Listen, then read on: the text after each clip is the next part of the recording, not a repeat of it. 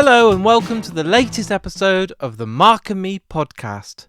As always, I'm your host Mark. Now, it's been a bit of a journey. It's gone over 2 weeks and we're now on the fifth and the final part of the Slam Dunk Festival podcast specials. And I wanted to end these specials with just one band. So far, you've had 4 specials with 3 interviews on each. But I wanted to save something back, and during my weekend I was lucky enough to have an exclusive interview with a band that mean an awful lot to me, a band that have influenced a lot of the bands I listen to today. I have so much time, love and respect for them all, and I was blown away by the communications we had leading up to this, and I'm very honoured to have had enough time at Slam Dunk to justify a whole episode dedicated to a band. And the good news is, it's the first time the band have been over here with their original lineup in almost 20 years. And I don't believe that anyone else all weekend got to interview 2 members of the original lineup together. So I'm absolutely thrilled to announce that on today's episode, I'm joined by Mike and John from the Ataris. This for me, if you had told me 20 years ago I'd get to interview the Ataris, blows my mind. They're a band that I remember rushing out and buy their albums at uni. I've seen them live in the UK over 20 years ago during my uni days, and to sit backstage and have such a great in-depth chat is the perfect final part for this podcast journey. And I want to say a massive thanks straight away for the band for coming on, making the time and letting this exclusive to Mark and Me interview happen at Slam Dunk North. Now, just before I get to the interview, I want to say a massive thanks to everyone that's tuned in and listened to the first 4 parts of these specials, because it's been absolutely manic. There's been 12 interviews for you all to listen to. I'm so grateful to all the bands. It's been such a great festival with such a variety of bands, so many different styles of interview, and it's all going to lead to so many more interviews in the near future, and I can't wait to share them with you. But what I want to do today now is to get straight to the interview with the Ataris. So I'm joined by both John and Mike at Slam Dunk, talking all things music. I can see you. Your best can shine in the sun. You get your hair combed back and the sunglasses on, baby. Now I can tell you my love for you will still be strong after the boys of summer have gone.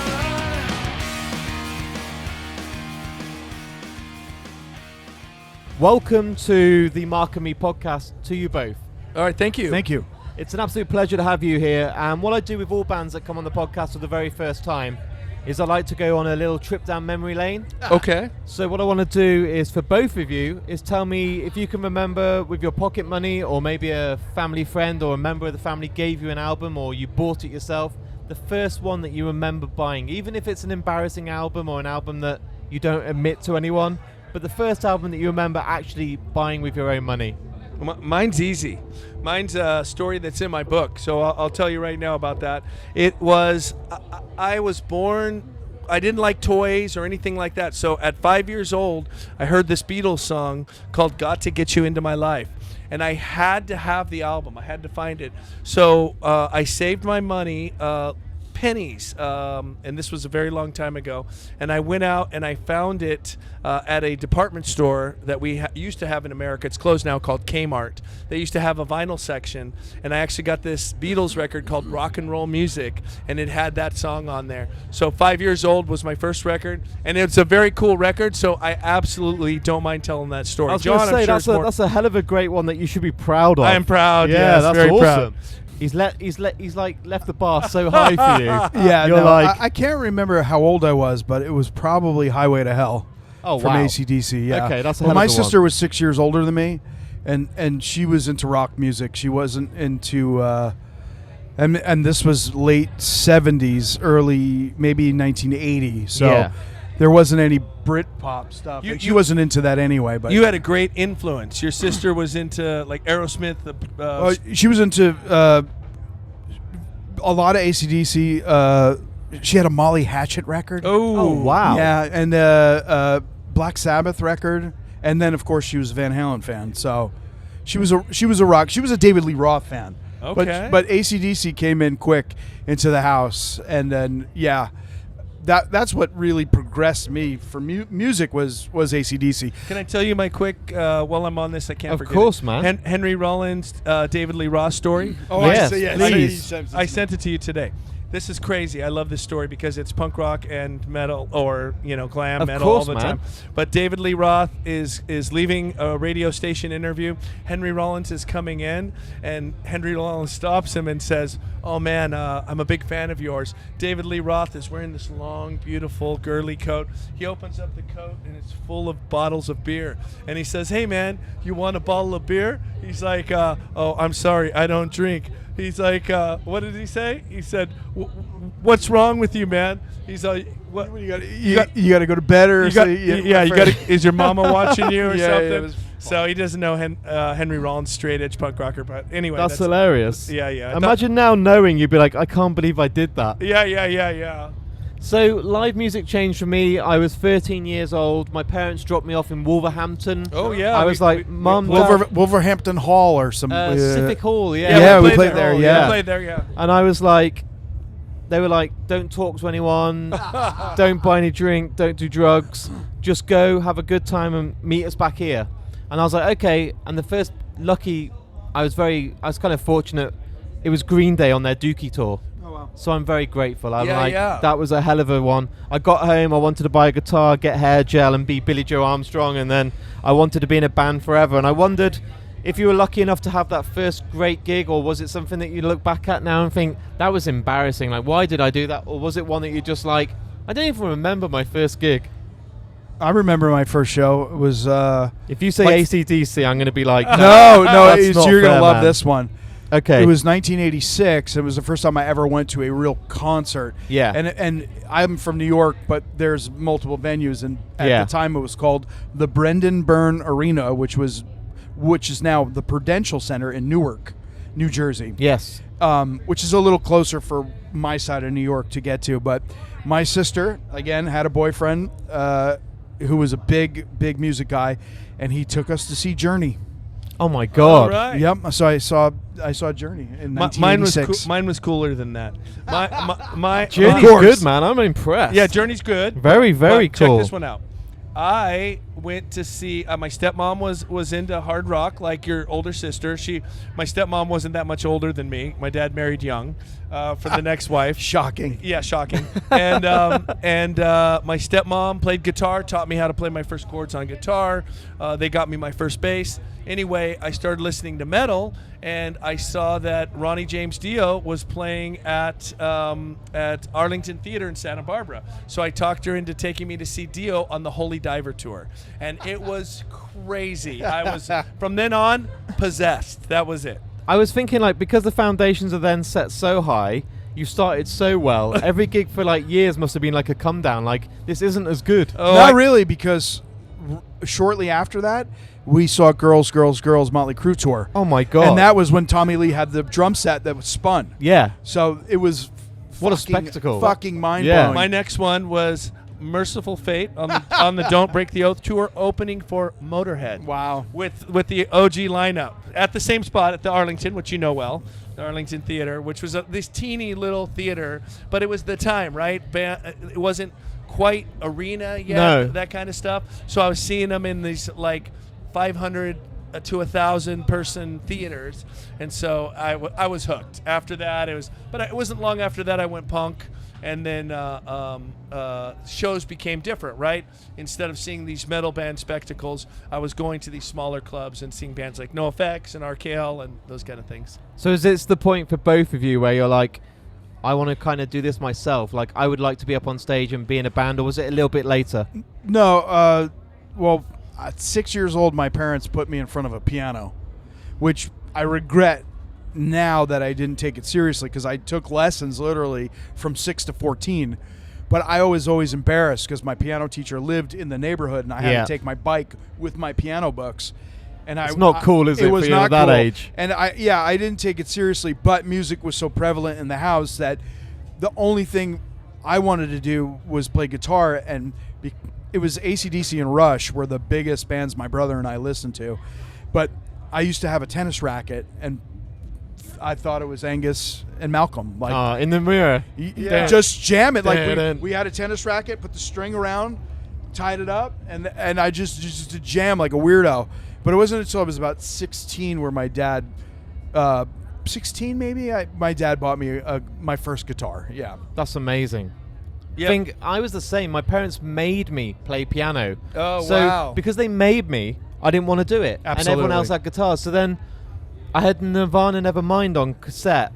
And my friend was like, you can use my acoustic guitar. Let me have a go. And I couldn't believe that even though I listened to Nirvana at that age, I was at school, I was thinking, oh my God, Kurt Cobain's a genius. But I couldn't believe that Polly was like 4 songs, chords, Yeah, 4 power chords, chords. yeah. Well, And I yeah. was like, oh my God, I can play like Kurt Remember Cobain. the first time Yeah, when yeah. you see, so the first time I remember seeing a guitar was probably like in the house, right? Yeah. So my brother played drums. He got the cool instrument, right? So they put him in front of drums and me in front of piano, and he excelled. He's still a much better musician than I am. But he was playing with some guys when he was about 16 and I was 14. Yeah. And some dude left a guitar at the house, and I didn't understand it. No. It looked so complicated, but like you said, once you learn the bar chords, it's like that was actually the worst thing because it's probably pretty much what I still play. Yeah. Amazing, man. And what about you? Did you kind of have a for journey? For me, I was born to it, right? I didn't know it. I got my first drum set at 5. I was in choir at like 7, 8. My first bass at 12, and I got a bass guitar. I learned my first acoustic guitar chords probably about 9. And I think for me, I got a bass because no one else in my neighborhood had a bass. Everybody had wannabe guitar player, singer, or drummer. So I got the bass, and being the organizer, businessman that I am, I knew that I could form my first band by getting a bass and talking these other guys into their positions in the band. But yeah, I don't think there was a moment that in my life where I wasn't destined to play an instrument, if that makes sense. The thing is, like, anyone at my school or college, if a bassist walked in, it doesn't matter what you look like, it didn't matter if you were male, female, old, young, it was like you were the limited edition. Wow, we need to get this person in our band. 'Cause Exactly. every band had like 3 or 4 guitarists, and they were like, will one of you play bass? Yeah, exactly. You must have been like the golden ticket. And I knew that. I knew that if I got a bass, I could make things happen. My goal was always to be on stage and play rock shows, and I knew the bass was the ticket to that.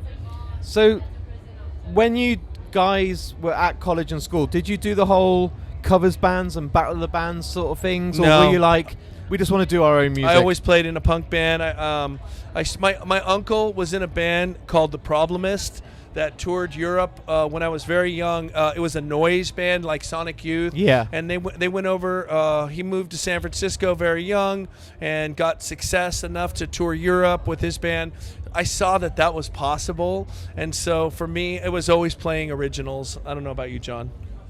Well, I started late in terms of a band. Yeah. I was 24 really when a first band. Doesn't it sound weird when you say late at 24? Well, It's most weird of now. these kids are like Yeah. 20, 21, then they already have a record deal or course, a small yeah. indie deal. But this was 96 maybe, something like that. So I was 24 and started a band. So and you know, was heavily into punk rock and going to shows. And of course, it seems so distant and foreign to me to see the bands that I like that I knew went to Australia and they came to the UK. And Yeah, of that course. was just not even in my hemisphere. But it was the bands that were not local to me, but small bands that came through to tour and played in front of 8 people and I was there. I would have them come to our house and party. And that was like the catalyst to me to be like, holy shit, these guys are from Virginia, for example, and they're playing a show. I know it's in front of 8 people, but they're doing it 12 more times for the next 2 weeks. Yeah. Like, we could do that. Like, Yeah. we could totally do that. The whole bigger picture came a little later, You know, but that was really it. Growing up when we did, because we're close, same age, is that early 80s, that Black Flag, that get in the van, minor threat mentality. Do it ourselves. For us, that was really when we saw other people and friends. I grew up in the Santa Barbara area, and I watched NoFX and Lagwagon and these bands take off and jump in the van. Offspring was another one. I saw those guys when they were very young, and they were making $100 a night, and I was friends friends with them back then, still friends with them now. But when I saw that, I knew that my band could do that too. That's amazing. Yeah. Like it was like it wasn't like a unreachable. It wasn't dream. unreachable. No, Yeah. it was absolutely attainable. And so then it became competitive, right? We, especially Santa Barbara, where the Ataris came up, we were playing at the time. In our little scene was Lagwagon, the Mad Caddies, Nerf Herder, and then rock bands like Toad the Wet Sprocket, Dishwalla, all coming from this little teeny town. Metal bands like Snot, and we knew that we could do what they did. Of and course. so we were all competing with each other in this teeny little microcosm. So it was all of us trying to outdo each other. That is sometimes dangerous, but in this way, it's quite healthy because all of you are going to be trying to excel. Yeah, it was healthy. There was healthy competition. We did have beefs with some of the other bands sometimes, but for the most part, then later came Yellow Card, who'd moved to Santa Barbara to work on their thing, things like that. So Santa Barbara was this really great spot for us to like hone our chops. And what a scene when you're mentioning those bands. Like it's a movement more than just a music scene. It was a little Seattle thing. It was Lobster Records from Lobster the area. Records Lobster Records back in the there. day. Yeah. So was Bucko 9 as well? No, Or Slick Shoes Slick- and some other bands like that. So. Incredible. So when you actually had the Ataris and you were like, we're going to do this, we're a set of musicians, we're in a good place, we've got some good gigs, there's people turning up to shows, because it's hard to judge right now at this conversation, were you like, we're going to be fucking huge, we're going to go out there and we're going to do everything? I always say with us, it was little goals became big goals. Yeah. So these little goals always get bigger and bigger. At first, it was like, we're going to go get in the van and go on a tour, which we did. Yeah.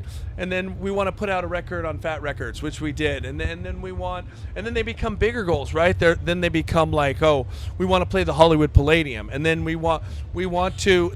These goals get bigger as you accomplish things, and so it wasn't like then we want to put out a record on a major label, and then we want a song on the radio, and all these things get bigger and bigger. And I'm talking too much. No, it's good. All This is these really things good. get bigger and bigger, and they become these big goals. And now Chris and I, my singer and I, we have these other goals where we laugh at, because we started these little goals together.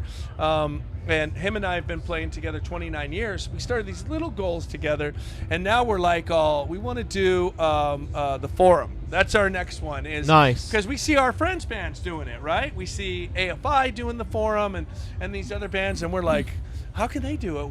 We could probably do that, So, it may seem unattainable, but we've always attained these little goals. So maybe this one's not so far-fetched. Does it feel hard when you're on the inside of being the band? It's your heart, it's your soul, to be able to take a step back and watch that progression. So you talked about how you played these venues, you played these different places, you got more people turning up, you got more people singing your songs back to you. Were you ever able to take a step back as a band, as musicians, and reflect and say, this is really working, guys? Like, we are seeing more people.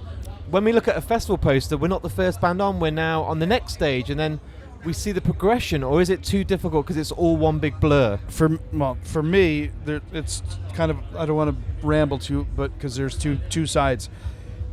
One, no, because things are moving too fast and things become normal. Yeah. And then this is like when things were at the height for the band 20 years ago, to me it was a normal day to go in front of a venue and play in front of 2,000 people. And it wasn't even a conceited thing or a cocky thing. No, it was of course just not. where we were at. And to me it was normal. I only maybe recognized it when some friends would come to a show and they were freaked out, or they were like enjoying it way more, and I was like, that's interesting. Like, right. They're so freaked out, but I'm going to do the same shit tomorrow. Of course. And they got to go to work. Yeah. Like, that stuff was weird. But the other side of it is that before I was in the band, I knew them. Yes, of course. We toured in those really the thin years, right? When you're still cutting your teeth. But I saw the progression in front of my eyes, which was crazy to see. That the band that I've been touring with, we became friends with, we were taking care of each other, and our bands were so different. My first band was so different from them, of course, musically, but we became such tight partners to take care of each other. But once they were starting to get asked to do bigger tours, and the crowd started becoming like a full year cycle, and all of a sudden people were showing up. So for one full year, really bad shows, but fun. But a year later, all of a sudden, out of nowhere, Chicago, bam, tons of people. Toronto, bam, tons of people. It was like they weren't coming to see us; they were coming to see them. But once they got asked to do this this Fat Records tour in 2001, that's when it took off. And then all of a sudden, a year and a half, they're in Japan twice, they're in Australia twice. That was pretty cool to watch. It sounds insane. Yeah. That was insane. And then if you look at us now, we had a big. We all broke up, and we all had to step away for different reasons. And we've come back together a couple different times. This is the first time the original lineup has been back in the UK in 22 years. So that blows my mind. Yeah. It's 2004. It's pretty crazy.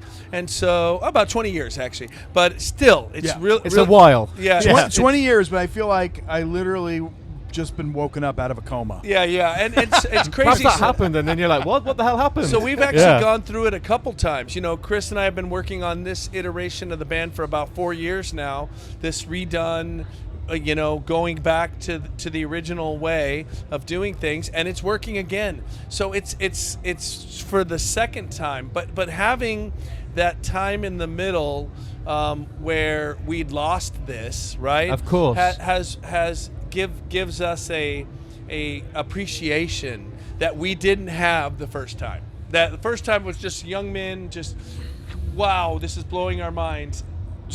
I know I don't want to get too deep here, but no, I like full on deep truth. I'm walking just down from our stage down here, just a hour ago, and in my head I was like, what the hell am I doing here?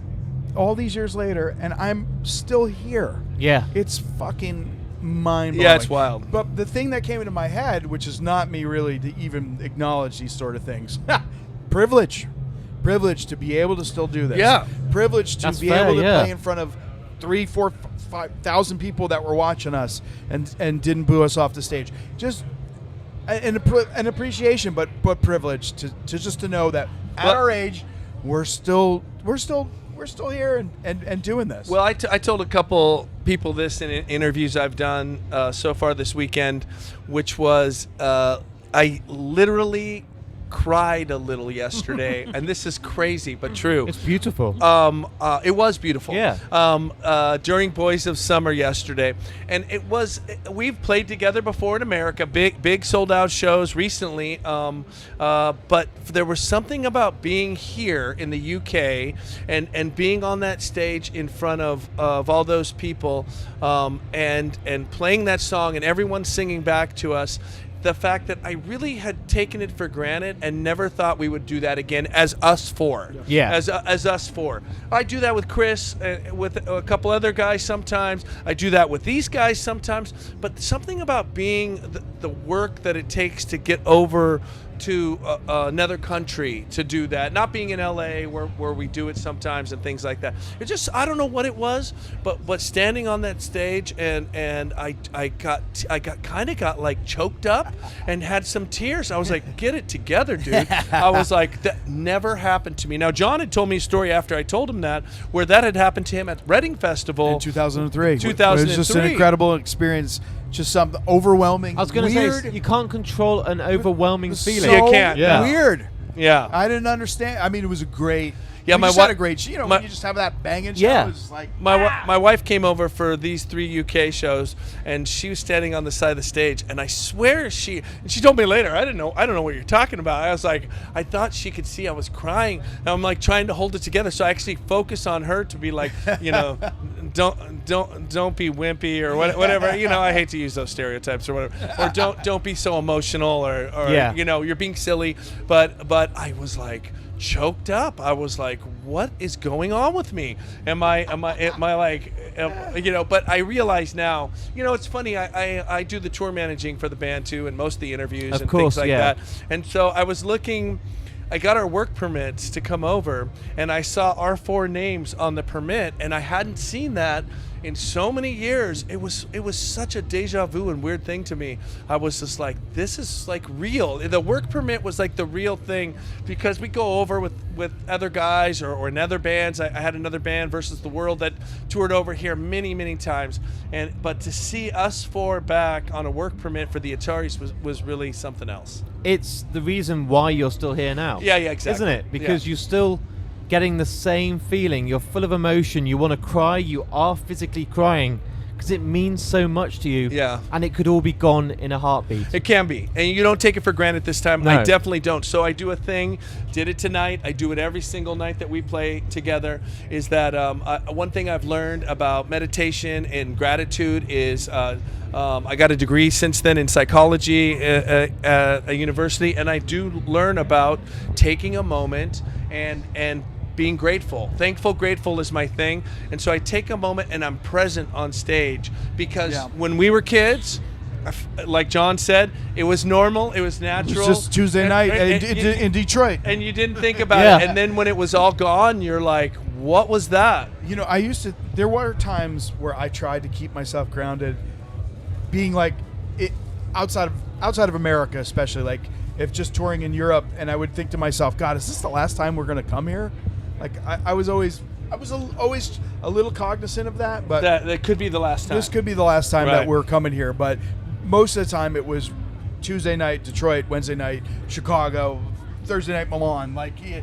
But yes, these last 2 days there were weird times standing on the stage where I know I'm playing, but I'm just looking out, trying to appreciate and soak up this moment. I don't do what I used to do, which is, this could be the last time. I do, this is my present. I'm going to take this in, and I'm going to love this moment, right? Yeah, of course, because it's impossible sometimes to remind yourself to take a step back. That's You're right. so in the moment. You know, like, not like a lot of these bands have had it the whole time. You know, we've lost it, and now we're back a little bit, and so that's a different feeling than having this consistent career over all these years. Does it make you now think, because you've had the void and you've felt what the presence is like when it's been taken away, that you probably will hold on even tighter now to make sure it doesn't kind of fall? No, I don't think so. No? I think I just look at it as every show a gift, and whatever happens. It's like a blessing. I'm That's definitely not holding on. Yeah, there's been enough conversations between Mike and I where it's just, you can only control what you can control. Yeah, we learned that in and you have to let it go. Yeah, we course. learned that in psychology. Is one thing I learned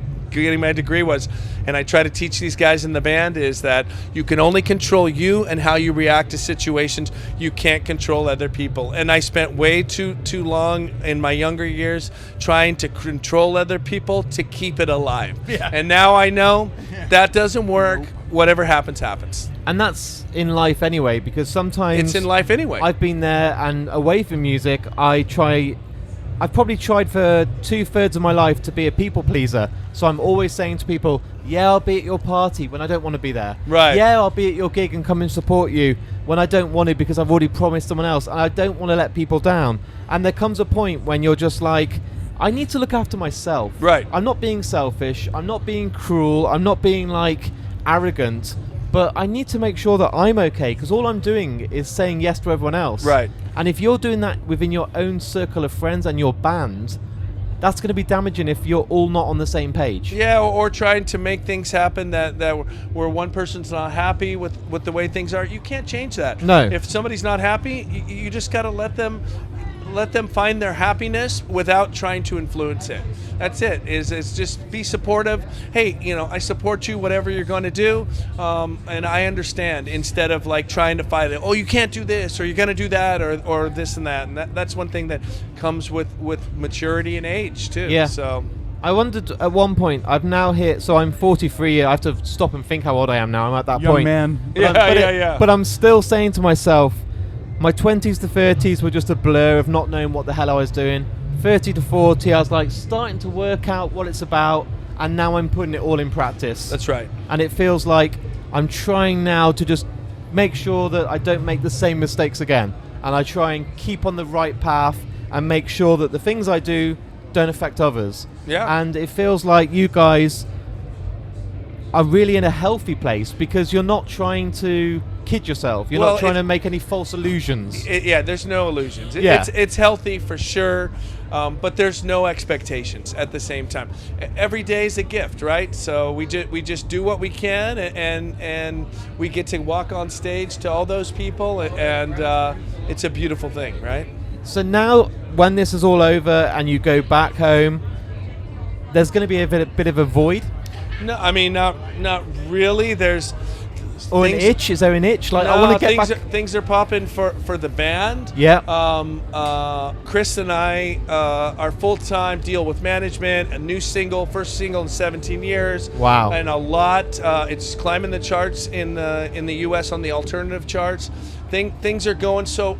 No, I don't think the void is that. But you know, The void brought me back here. yeah, the void brought it back. Yeah. That's what That's it was. great. And That's- I've tried to express, we all have our reasons for why we want to continue on. Yeah. The one main one we share is just the love of playing shows, that addiction of playing shows, Of being course. on stage. That's always the same. But there are, I think each one of us have our own personal reasons of why we still will go through what we go through to just to get here. And the void was a big part of it. And that was another thing to be mindful of being here, was like that void that I had felt for so many years. And here I am, tripping around Leeds, Yeah. playing a show. It's a really strange feeling now that we're talking about it even more. Yeah. It's almost like a therapy session here. Yeah. In some I'll sort. charge you at the end of this. Oh, Like you're good. $50. That sounds great. Yeah, $50 each. But so what does the rest of the year look like then? You've obviously got new music, and the first time in 17 years. Makes me feel old. Yeah, so But, we're people are going to want you back. People are seven- going to be like, come back and play more shows. Yeah, we'd love to come back, and I tell people this in the interviews I've been doing, is that we're really busy at home, right? Yeah, so of we have right away when we get home, we have a Not a Phase festival with Hawthorne Heights, and That's gonna be amazing. A week after we get home, and couple other really great bands, and then after that we have let's see, what's after that? We do Las Vegas with Pennywise, The Vandals, Sublime, and then we have the Riot Fest in Chicago coming Aftershock. up. That We lineup have is so good. we have like 4 MXPX shows coming up. Yeah, Aftershock, right? Aftershock. That's a big one. Okay, you guys are busy. Yeah, we're busy. We got a lot going on, and as tour manager, I'm advancing all that stuff.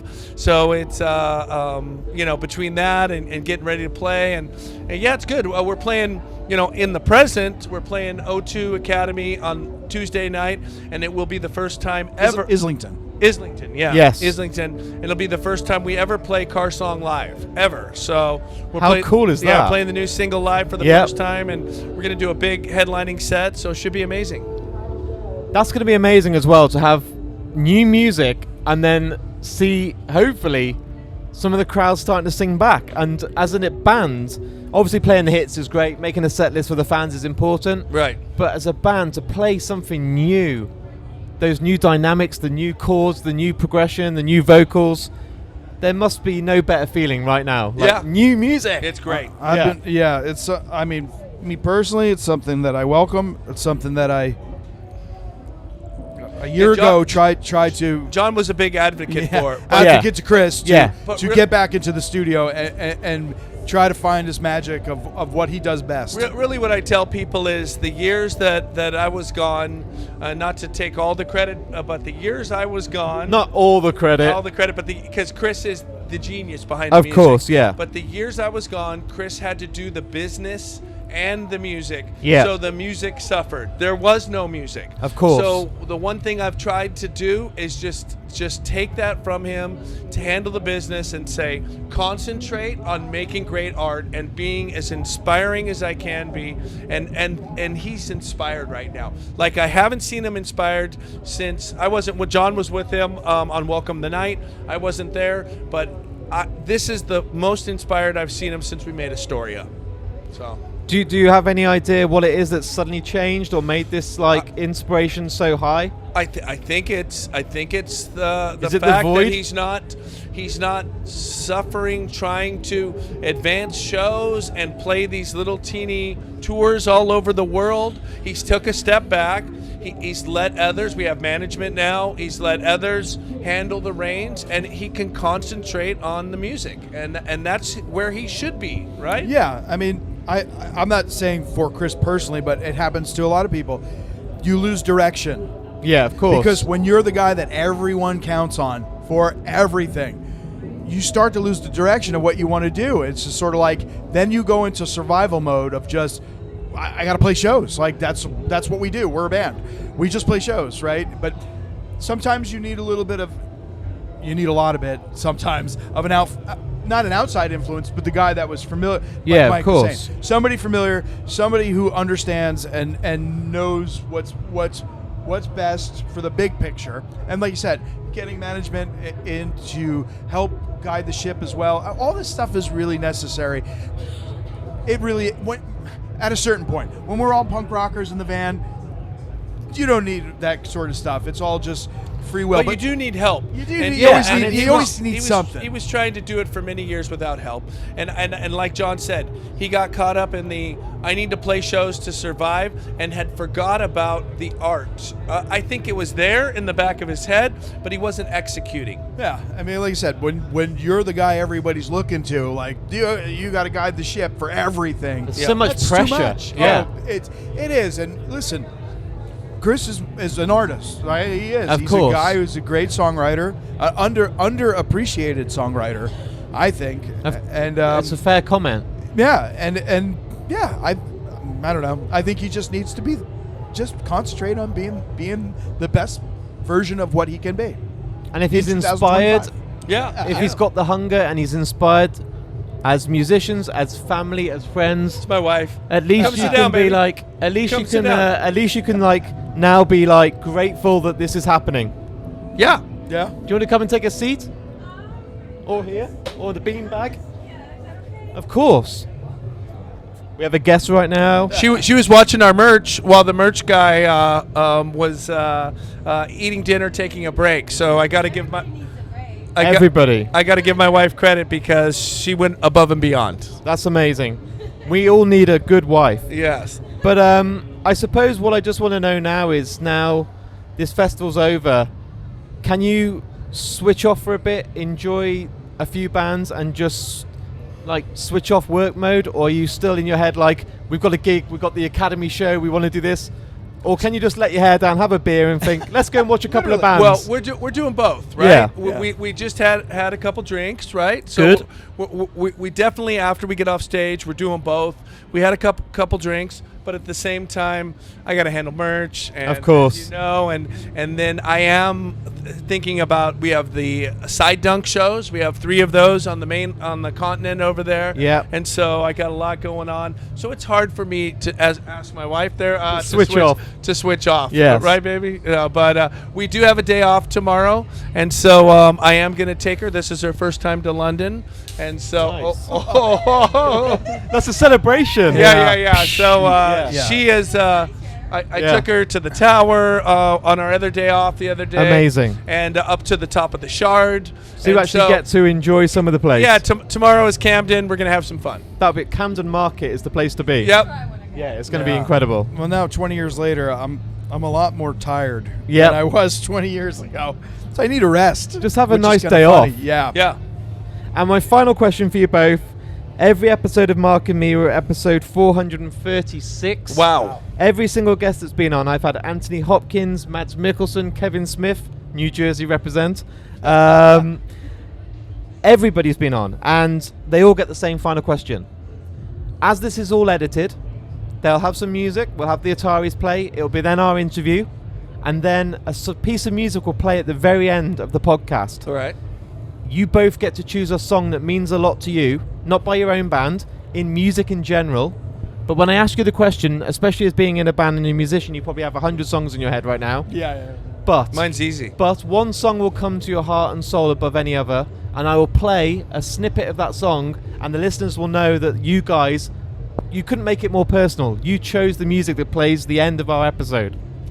For me, it's easy. It's the song I tell my wife and kids make sure to play at my funeral, which is "On a Plane" by Nirvana. Oh, So that song's so good. That's my song, man. That's really when I want a song to represent me. That's it. So that's me. Your turn, John. While you think, that song is so good because everyone talks about Heart-Shaped Box, Teen Spirit, Come As You Are.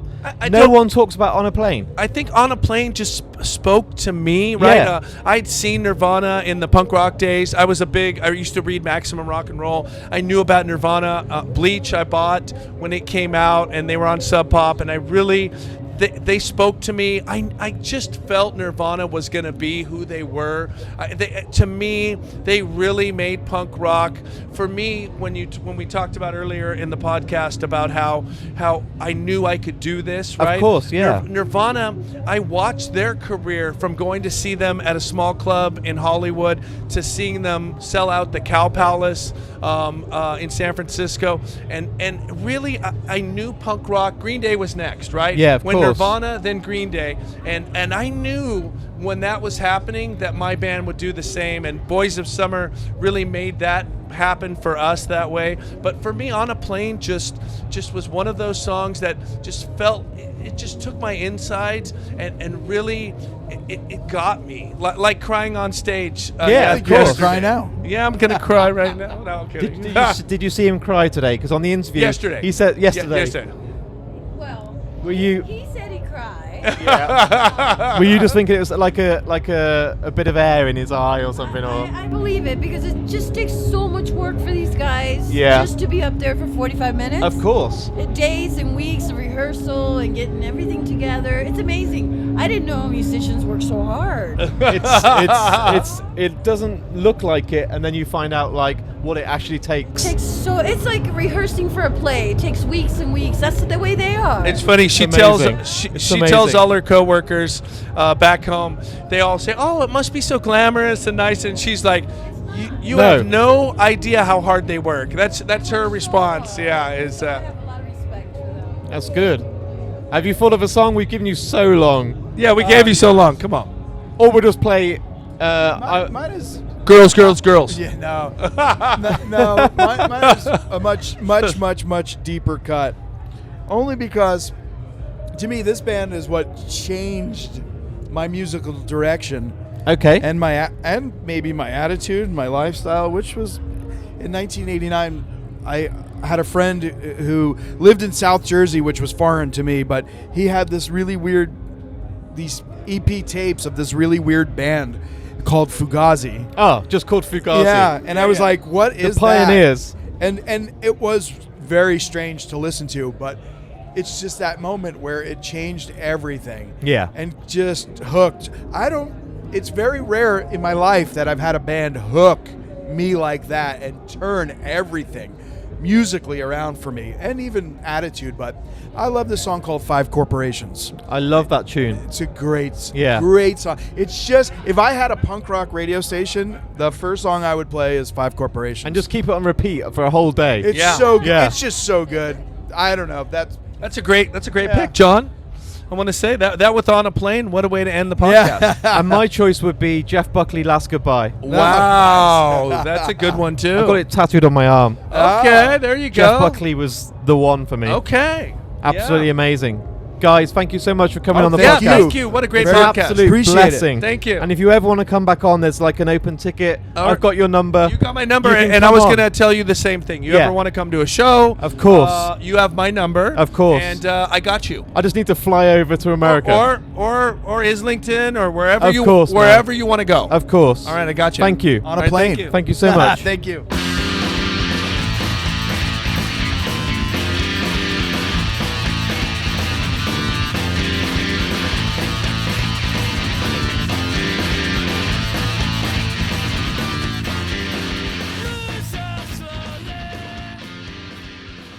So there's my interview with me and the Ataris. What a great set of guys. So much fun. It was also great then as well to have Mike's wife come and join us on the podcast.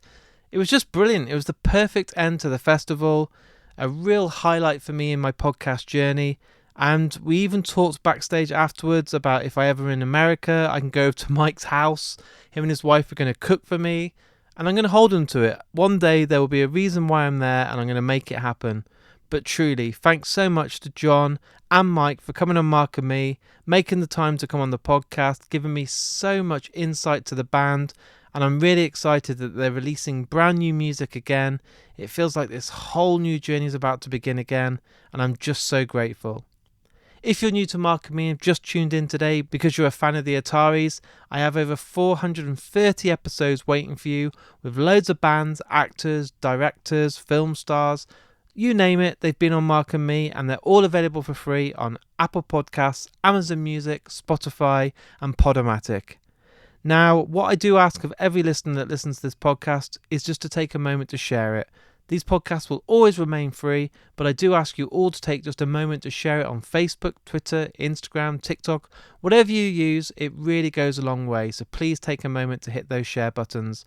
All the links are on markandme.com, and there's also a link on there to find my Patreon. You can sign up on there for as little as £1 a month, and all the money goes right back into the production of the podcast and allows me to go out there to festivals like Slam Dunk and Download and 2000 Trees and record more interviews for you guys at home. Right, before I go, I want to do a big shout out to the sponsors of Mark and Me. Firstly, Richer Sounds. If you want to get yourself anything to do with home cinema, audio, sign up to their VIP club and go and treat yourself to something awesome, and they will not be beaten on price, and they're experts in what they do. So they are really good, and I'm so grateful for all the partnerships we have on Mark and Me. And next up, Vice Press. If you love posters, collectible prints, all licensed by the best artists in the world, go on vicepress.com. If you add anything to your basket, use the code MarkandMe10. It saves you 10% off anything you purchase, and honestly, you'll want to buy so much stuff because it's all amazing. Also, thanks to everyone that's listened to these specials. It's been so good and I'm so grateful. I hope you've all enjoyed them as much as me. I will be doing a post on social media this week to personally thank so many people that were involved in this team of making these specials happen. You all know who you are, and I'm so grateful. And what I want to do now is to thank everyone again for taking the time to listen. Thanks for all the shares. And Mark and Me will be back with a normal episode in a couple of days' time. So until then, look after yourself, listen to the Ataris, and I'll speak to you all very soon. Start this song without any words. I got so high, strapped till I bled. Love myself better than you. Know it's wrong, so what should I do? The finest day that I've ever had is when I learned to cry on command. Love myself better than you. Know it's wrong, so what should I do? I'm on a plane, I can't complain. I'm on a plane. My mother died every night. It's safe to say